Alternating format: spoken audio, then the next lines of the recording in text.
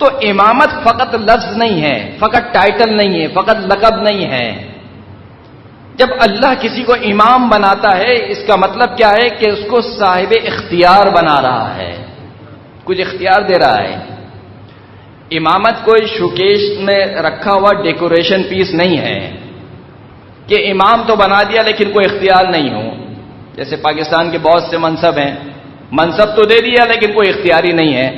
اب بیچارہ صاحب منصب روتا رہتا ہے میرے پاس تو اختیاری نہیں ہے. تو یہ کیسا صاحب منصب ہے جو اختیارات سے عاری ہے؟ صلوات پڑھ دیجیے محمد و آل محمد.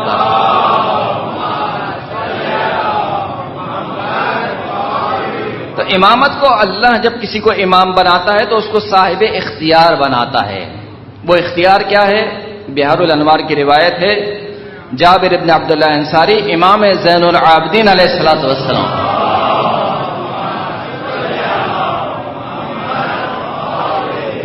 امام کی خدمت میں جابر عرض کرتے ہیں کہ من المقصر، مقصر کون ہے؟ ایک مقصر اور غالی کی وہ تعریف ہے جو ہم اور آپ کرتے ہیں، جب چاہا کسی کو غالی کہہ دیا، جب چاہا کسی کو مقصر کہہ دیا. توجہ ہے. اور ایک مقصر اور غلو کی تعریف وہ ہے جو معصومین نے کی ہے. یعنی حد یہ ہے کہ ہم اتنے آگے بڑھ گئے ہیں کہ غلو کرنے والے اس طرف ہیں اور تقصیر کرنے والے اس طرف ہیں. جو تقصیر کرنے والے ہیں حتیٰ ان کو کچھ فضائل میں بھی غلو نظر آ رہا ہے. اب اگر کچھ اہل بیت کے فضائل بیان کیے جائیں تو کہتے ہیں صاحب آپ غلو کر رہے ہیں. بھائی غلو کی تعارف آپ کو معلوم ہے؟ غلو کہتے کسے ہیں؟ نزہون عن الربوبیہ، ہمیں ربوبیت سے پاک رکھو. مولا کائنات فرماتے ہیں ہمیں ربوبیت سے پاک رکھو. ہم سب کچھ ہیں مگر رب نہیں ہیں. سب کچھ ہے.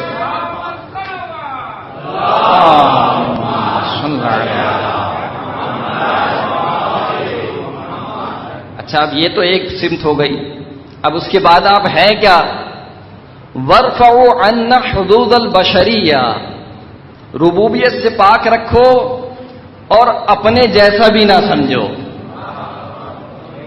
جو تمہارے درمیان عیب پائے جاتے ہیں وہ عیب ہم میں نہیں پائے جاتے. ثُمَّ قُولُوا مَا اسْتَطَعْتُمْ، اس کے بعد ہمارے فضائل میں جو کہنا چاہتے ہو کہو. لن تبلغوا، تم ہماری معرفت تک پہنچ ہی نہیں سکتے. توجہ ہے. تو اب امام نے دونوں حدیں مقرر کر دی. غلو کی حد کیا ہے کہ اگر کوئی شخص ائمہ اطہار کو الوہیت، مقام الوہیت پر پہنچا دے، مقام ربوبیت پہ پہنچا دے، یہ غلو ہے. تقصیر کی حد کیا ہے کہ انسان اپنے جیسا سمجھے. جیسے مجھ سے غلطی ہوتی ہے نعوذ باللہ ان سے بھی غلطی ہو گئی، جیسے مجھ سے اشتباہ ہوتے ہیں نعوذ باللہ ان سے بھی اشتباہ ہو گئے. یہ ہے تقصیر. تو جابر نے سوال کیا کہ یا امام مقصر کون ہے؟ امام نے فرمایا کہ الذین قصروا فی معرفت الائمہ، مقصر وہ ہے جو ائمہ اطہار کی معرفت حاصل کرنے میں کوتاہی کرے. امام کو ویسا نہ پہچانے کہ جیسے اللہ اور اس کے رسول نے پہچانوایا ہے، ایسا شخص مقصر ہے. اور اس چیز کو نہ پہچانے وعن معرفت ما فرض اللہ لهم من امرہ وروحہ، جو اللہ نے ائمہ اطہار کو اپنا روح اور اپنی امر کے ساتھ مختص کیا ہے اس کو نہ پہچانے، یہ شخص مقصر ہے. جابر نے سوال کیا فما معرفت روحہ، امام کے روح کی معرفت کیا ہے؟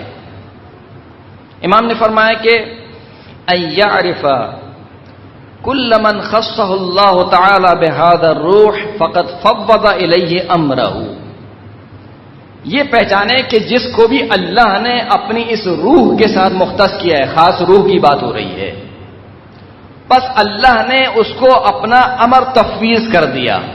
دیکھیں اختیارات کی بات چل رہی تھی.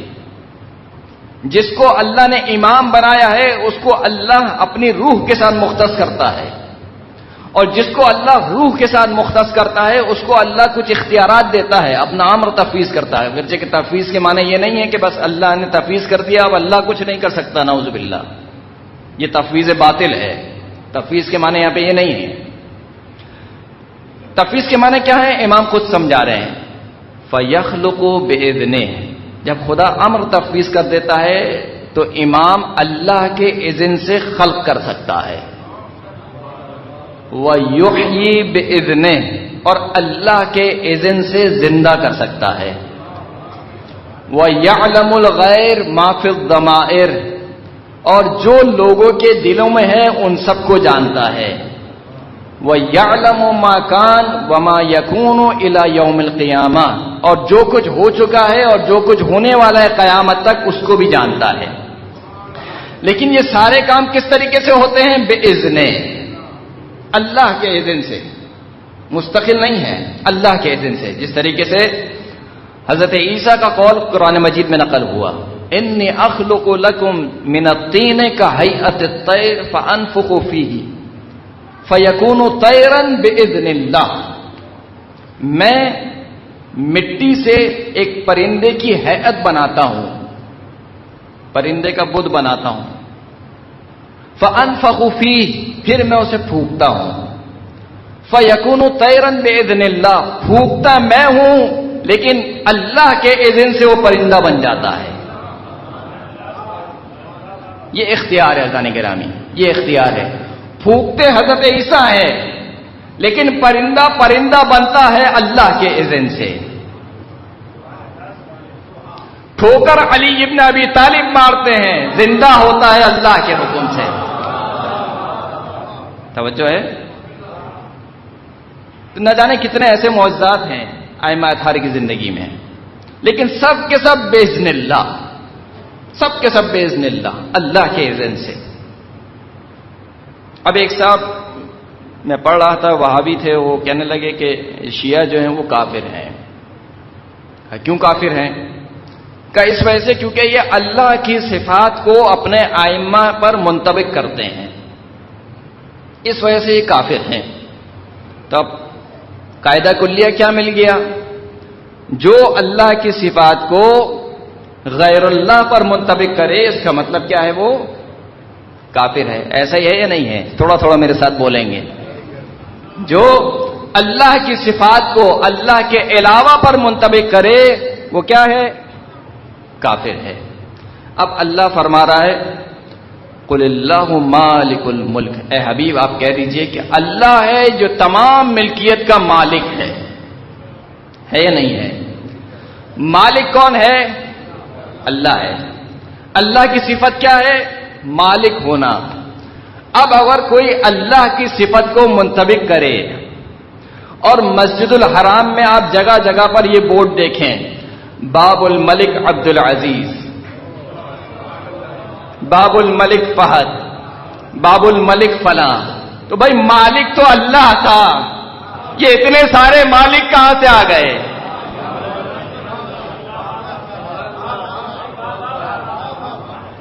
تو جس نے یہ بورڈ لگائے وہ بھی تو کافر ہوئے نا.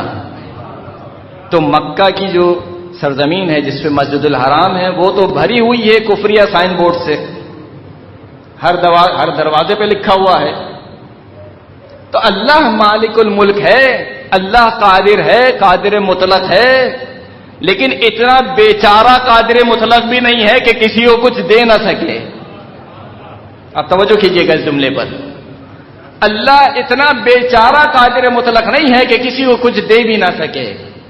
قل اللہم مالک الملک، اے حبیب آپ کہہ دیجئے کہ اے اللہ تو ہی مالک الملک ہے، تمام ملکیت کا مالک تو ہے. تؤتی الملک ممن تشاء وتنزع الملک ممن تشاء، تو جسے چاہتا ہے ملک دیتا ہے، جسے چاہتا ہے ملک چھین لیتا ہے یا نہیں ہے؟ حتیٰ اللہ نے تو اس کو بھی ملک عطا کیا جو اللہ کا منکر تھا. فرعون کو بھی ملک عطا کیا، قارون کو بھی ملک عطا کیا، اور جناب سلیمان کو بھی ملک عطا کیا. تو اللہ قادر مطلق ہے، اللہ کے پاس کل اختیارات ہیں. زندہ اللہ کرتا ہے، مردہ اللہ کرتا ہے، کوئی شک نہیں ہے اس میں. جو کام اس روئے زمین پر سرزد ہوتا ہے وہ اللہ کے اذن اور ارادے سے ہوتا ہے. یہ ہمارا عقیدہ ہے، تشیع کا عقیدہ ہے. لیکن اگر کوئی امام، کوئی ولی کسی کو شفا دے دے تو یہ اس کی اپنی جانب سے نہیں ہے بلکہ باذن اللہ ہے، اللہ کے اذن سے ہے، اور اسی کو امام سجاد سمجھا رہے ہیں۔ پھر امام فرماتے ہیں کہ من خصہ اللہ بہذا الروح فہو کامل غیر ناقص۔ امام فرماتے ہیں کہ اللہ جس کو اپنی اس روح کے ساتھ مختص کرتا ہے وہ کامل ہوتا ہے، اس میں کوئی نقص نہیں ہوتا، کوئی نقص نہیں ہوتا۔ فَيَفْعَلُ مَا يَشَاءُ بِإِذْنِ اللَّهِ، بس جو چاہتا ہے اللہ کے اذن سے انجام دیتا ہے۔ وَيَسِيرُ مِنَ الْمَغْرِبِ إِلَى الْمَشْرِقِ فِي لَحْظَةٍ وَاحِدَةٍ بِإِذْنِ اللَّهِ، ایک لحظے میں مغرب سے مشرق تک کا سفر طے کر سکتا ہے، لیکن بِإِذْنِ اللَّهِ، اللہ کے اذن سے۔ اب جب اتنی گفتگو سنی جناب جابر نے تو دل میں تھوڑی سی پریشانی ہوئی، جیسے یہاں پہ کچھ افراد کے دل میں تھوڑی سی پریشانی محسوس ہو رہی ہے۔ کہا کہ ابن رسول اللہ اوجدنی بیان ھذا الروح من کتاب اللہ، یہ جو روح کا آپ تذکرہ کر رہے ہیں کیا خداوند کریم نے قرآن مجید میں اس کا کوئی بیان فرمایا ہے؟ کہاں کیوں نہیں فرمایا ہے؟ کہا کیا فرمایا ہے؟ کہا کہ اللہ نے قرآن مجید میں اپنے حبیب کے لیے فرمایا کہ اے حبیب ہم نے تجھ پر روح کو نازل کیا اور اس روح کو نور قرار دیا، نہدی بہ من یشاء من عبادنا، اس نور کے ذریعے سے ہم اپنے بندوں میں سے جس کو چاہتے ہیں اس کی ہدایت کرتے ہیں۔ وَكَتَبَ اللَّهُ فِي قُلُوبِهِمْ الْإِيمَانَ وَأَيَّدَهُ بِرُوحِهِ، اللہ نے ان کے دلوں پر ایمان کو لکھ دیا اور ان کی تائید کی اپنی روح کے ذریعے سے۔ کہا یہ جو روح ہے یہ روح وہی روح ہے جس کا میں نے تذکرہ کیا۔ ایک صلوات پڑھ دیجئے محمد و آل محمد۔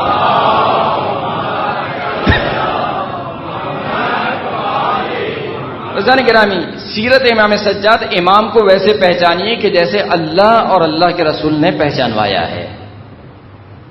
کچھ لوگ ہیں جو اس مرتبے پر پہنچ چکے ہیں یا پہنچنے کی کوشش کر رہے ہیں کہ امام کو سمجھ سکیں، امامت کو سمجھ سکیں۔ یہ الگ بات ہے کہ حقیقت تک کوئی نہیں پہنچ سکتا، لیکن جتنا بتلایا ہے کم از کم اس تک تو آ جاؤ، جتنا اللہ اور اللہ کے رسول نے بیان کیا ہے کم از کم اس لیول تک تو انسان اپنے آپ کو لے آئے۔